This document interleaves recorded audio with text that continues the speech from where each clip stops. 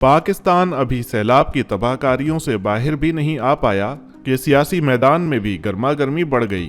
खैबर पख्तूनख्वा में 15 अगस्त से रिकॉर्ड बारिशों ने सवात, बुनैर, शांगला, मानसहरा और दूसरे इलाकों को शदीद नुकसान पहुंचाया। सिर्फ बुनैर में 236 लोग जान से गए, 120 से ज्यादा जख्मी हुए और 1400 से ज्यादा दुकानें और घर तबाह हो गए। पीटीआई चेयरमैन बैरिस्टर गौहर अली खान ने असेंबली फ्लोर पर खुले अल्फाज में कहा कि एनडीएमए को जितनी मदद करनी चाहिए थी उतनी नहीं की। उन्होंने कहा कि बुनैर जहां सबसे ज्यादा तबाही हुई वहां एनडीएमए ने सिर्फ चंद सप्लाईज भेजी, लेकिन लॉ मिनिस्टर आजम नजीर तारड़ फौरन खड़े हुए और कहा कि पीटीआई बस सियासत खेल रही है। उनके मुताबिक डिजास्टर रिस्पांस 3 लेवल्स पर होता है।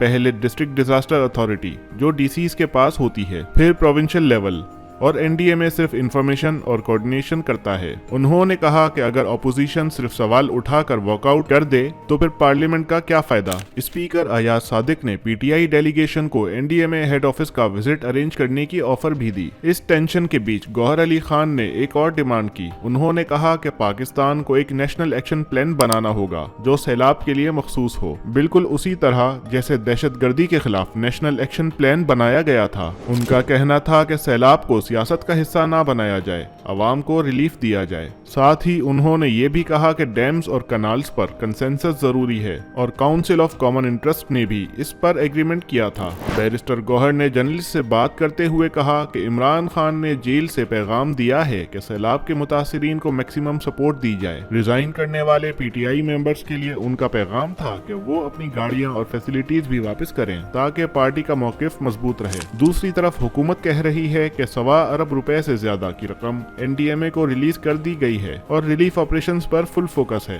लॉ मिनिस्टर ने कहा कि एनडीएमए का मोबाइल ऐप 92% एक्यूरेट प्रेडिक्शंस देता है और लोगों को चाहिए कि उसे डाउनलोड करें ताकि वक्त पर अलर्ट्स मिल सकें। लेकिन असल मसला ये है कि पार्लियामेंट के अंदर भी सैलाब पर कोई मुत्तफिका राय नहीं बन पा रही। एक तरफ पीटीआई कहती है कि हुकूमत रिलीफ का काम ठीक नहीं कर रही, दूसरी तरफ हुकूमत कहती है कि पीटीआई बस सियासत कर रही है। मतलब जिस वक्त अवाम के घर और जिंदगियां तबाह हो रही हैं, उस वक्त असेंबली के अंदर भी एक दूसरे पर इल्जाम की बरसात हो रही है। एनालिस्ट कहते हैं कि अगर वाकई नेशनल एक्शन प्लान बना भी दिया जाए तो उसे इम्प्लीमेंट करना सबसे मुश्किल होगा, क्योंकि हर दफा रिसोर्सेज का मसला और पॉलिटिकल ब्लेम गेम सामने आ जाता है। लेकिन अवाम को रिलीफ कब मिलेगा ये कोई नहीं जानता।